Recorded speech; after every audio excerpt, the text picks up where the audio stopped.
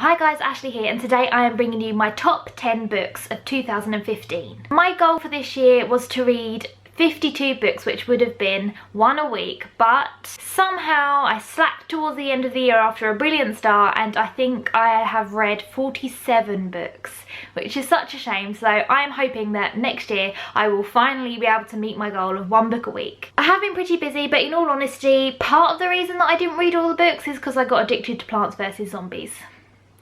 Yeah. So the first book I'm going to show you is my number 10. So even though it is one of my absolute favourite books out of the 47 books that I read this year, it is my least favourite. So it's still amazing, still completely recommended, but I'm going to count all the way up to my number 1 book of the year. So let's start with number 10, and that is Stella by Helen Eve. I was so surprised by how much I loved this book. I picked it up thinking that I wasn't going to love it too much because I'd read a few negative reviews on Goodreads. However, I was so pleasantly surprised. I think it is different, unusual, it completely plays with your emotions, it twists your perceptions of people, and it's just really cleverly done. So it was a completely unexpectedly brilliant read, and I would definitely recommend it. I'm really looking forward to reading the prequel to this. That was my number 10, so still highly recommended. Number 9, so my 9th favourite book this year was I'll Give You the Sun by Jandy Nelson. So it was the second book that I had read by Jandy Nelson this year. I'll Give You the Sun is absolutely beautiful. I completely adored it. It's a split narrative, and I've really enjoyed split narratives this year. The split is between a brother and sister, and what's also really interesting is it switches between their age. They're actually twins, but from one of the characters' points of view, I think they are 13 years old, and from the other character, they're 16 years old. So it's really interesting. You see the sort of before and after of this this event that happened in their lives that changed everything. So I think it is an absolutely brilliant read, highly recommended. Number 8 on my list is Legend by Marie Lu, and I really enjoyed this one. It's a dystopian, so it's one for the fans of Hunger Games and Divergent, and it is gritty. I love the main character. It's another split narrative actually, so we've got sometimes from the perspective of Day and sometimes from the perspective of June. I thoroughly enjoyed it. It's the start of a trilogy, so I'm excited to read the next one in the series. But yeah, so this is my number 8 of the year. Number 7 now, and this one's a bit unusual for me because it's actually an adult book and it's sci-fi. So combined, those two things are quite unusual for me because I'm one for YA and sci-fi. Sometimes I find it to be a little bit over the top for my liking, but for some reason I still can't quite put my finger on it, but I absolutely fell in love with this one, and that is The Long Way to a Small Angry Planet by Becky Chambers, and this is her debut novel, so I think it is super impressive. The Long Way to a Small Angry Planet, that title literally tells you the entire story. There's not really that much that happens in this book, but for some reason it is so captivating because it's all about the characters, the world. The world is incredible, it is enormous. What I would say about this book is that if you're already a sci-fi fan, it's a complete no-brainer. Go ahead and pick it up and read it because you'll love it. If you aren't a sci-fi fan and you're not too sure and you sometimes find sci-fi a bit confusing, this is the book to start you off. Now I really want to read more sci-fi because it's easy to get into, it's easy to understand, and yet it's not too simple. It's not like dumbed down. It's just so much easier to get into and to understand and follow, and I loved it. Next one, and it's number 5, and it's one that I think's been featured in many top 10s this year, and that is Red Queen by Victoria Aveyard. I loved this, absolutely loved it. It's kind of a mix between dystopian and fantasy. I loved the main character Mare. People keep comparing it to Red Rising, and I think the only similarity to Red Rising is that it has people that are reds and people that are silvers, and I think in Red Rising it's like you have the reds, which are like the people that are down below under the ground, but other than that, it's not really that much like Red Rising. I don't think it deserves to be that closely compared because they are very different books. So if you didn't like Red Rising, that does not mean you're not going to like this one. I really enjoyed it. Dystopian again. I do love a dystopian. Yeah, I'm really excited about this trilogy. I think it's going to be brilliant, and I can't wait to read the next book in the series. Okay, so I can't count. The last one was actually number 6.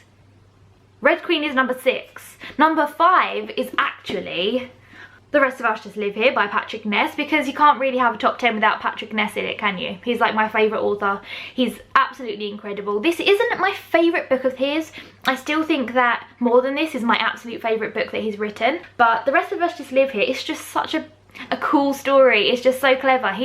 Patrick Ness is just a genius. He is. I've said it before and I'll say it again. He's so clever, and the ideas that he comes up with are just absolutely brilliant. The story of The Rest of Us Just Live Here is that not everyone has to be the chosen one. So the main character in this book, Mike, isn't the chosen one. He's just part of the story. He isn't necessarily the one that has to go and save the world, but that doesn't mean that his story isn't worth telling. And that's what I think is a really important message in this book, and I really loved it. And what I loved about this too is that what shows you how loved Patrick Ness is that when I was reading this back, oh, it must have been April or something like that, the book wasn't coming out until August, and I was reading it on the train, and some guy came up to me and was like, oh my goodness, where did you get that? And I was like, oh, I'm really sorry, it's a book proof, I'm a blogger. And he was like, oh no, I just can't wait to read it. And that's the first time that I've ever been reading a book proof and someone said that to me, so I thought it was really cool, and it just shows you how highly anticipated this book was, and deservedly so. Number 4 now, let's get that right. It is number 4, and it is Lobsters by Tom Ellen and Lucy Iverson, and I know that they've got another book coming out soon, so I cannot wait to read that either. And this one, a socially awkward love story, that pretty much explains the gist of the whole story. It is just so funny, so fun to read. Another split narrative which I really enjoyed this year. It's between a boy and a girl, and the reason I liked it is because I think Tom Ellen and Lucy Iverson, they obviously wrote the separate split narratives, so I think that is why the voices are so distinct, and it really works well. You don't get confused between Sam and Hannah at all. I was rooting for the love story the entire time. Like, I couldn't wait for them to get together. It's just like, it drags out, but not in a bad way. It's just like, come on guys, what are you doing? Just get together already, God. So that is why I really liked this book, and definitely a good summer read, one to take on holiday with you this year. And also, it's got like a festival in it, and I really enjoyed reading about festivals this year. I've never been to one, so I think I'm just going to stick to reading about them because they sound way too tiring and chaotic to me. But if you like reading about festivals and cute romances, this is a really good one. Number 3 on my list of the top 10 books of the year is Unbecoming by Jenny Downham. Now this is the 3rd book I've read by Jenny Downham, and probably my favourite of hers actually, but they've all been absolutely fantastic. So if you haven't read any of her books yet, definitely go out and get one. This obviously is a proof cover. It does not look like this for the final edition. The final edition is this gorgeous green cover with like a beautiful red hair that swishes across it. But it's not just the cover that I loved, it's also the actual story. It's just, I read through it in about 2 days, and as soon as I'd finished reading it, I gave it to my mum to read because I knew she'd love it too. It's got a really broad appeal because this book is about 3 different generations of women.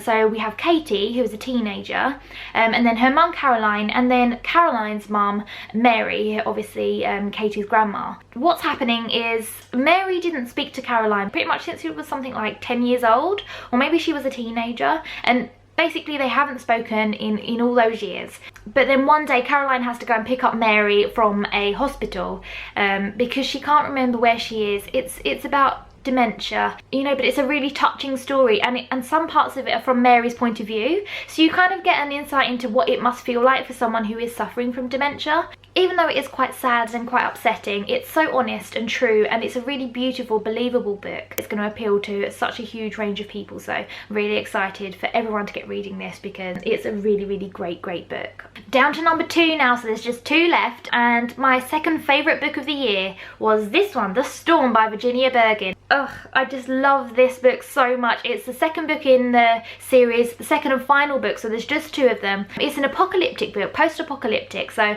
in the rain, the apocalypse is starting, and basically what happens is right at the beginning, rain falls, and it basically like eats you from the inside, I think. So the rain is completely toxic. If it touches you, that's it, you're gone. You cannot touch any water. You can't have a shower, you can't drink any water. I cannot tell you how much I absolutely love these 2 books. Like, I love apocalyptic stuff anyway, but the way that it's written in such a young and funny and humorous way, but still so horrifying and awful and gripping, your heart will be completely pounding. It's properly scary, but it's just written in such a fun way. I completely loved all the characters. Ruby is our main character, and I really wish that I could stay in this story and see what else happens to them, but I understand why it finished where it did, and I think it is so well worth a read. It takes a little while to get used to the idea of the writing style, but once you do, it works so well, and I'm sure you will love it because this is such a brilliant 2 books, and I cannot wait to see what Virginia Bergin has got up her sleeve next, because she's a great UK YA author. And I am so happy that this is my number 2, and it has my quote in it at the front there. So it says, "I can't stop thinking about this book," and that was what I said about the rain, one of the many things I said about the rain. So I'm so excited that this is the only book that I've actually got a quote in, and it's one of my absolute favourites. Now it's down to my absolute favourite of the year, my number 1, my absolute favourite book of 2015, and that is Remix by Non Pratt. Oh, this book is so good. It's about a beautiful friendship, you know, that doesn't always go right. Friends, they can argue, they do argue, and people make mistakes, and that is why I love this book, because it's like they make so many stupid mistakes, but they are best friends, and that's what they're there for. They're there to help each other get through those horrible mistakes. I think that is one of the things I loved about this book, one of the many things. Also, I love that it was about a festival, like I said, about lobsters. The entire book is set at the festival as well, which I really enjoyed, and it's all meeting new people. There's a little bit of sort of romance with a famous person going on in there, which I really like too. That brings me back to one of my favourite books when I was a kid, which was Teen Idol by Meg Cabot. That was one of my favourite books then, and that's about a relationship with a celebrity, and I just think that's the kind of really fun thing to read about too. It just had a mix of all the things I love in a YA book, and it's also by a UK author. That is my number 1 of the year, Remix by Non Pratt. Ta-da!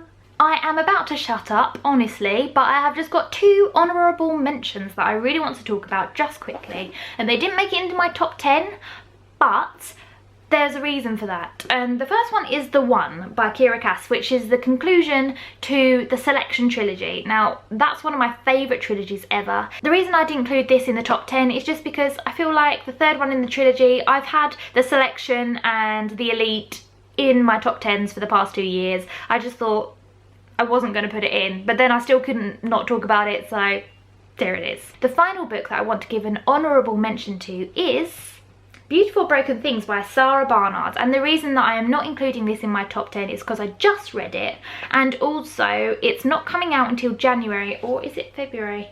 No, the end of January 2016, so I think if I do include this in any top 10, it will be next year. It is about a group of 3 friends, Rosie, Caddy, and then a newcomer, which is Suzanne.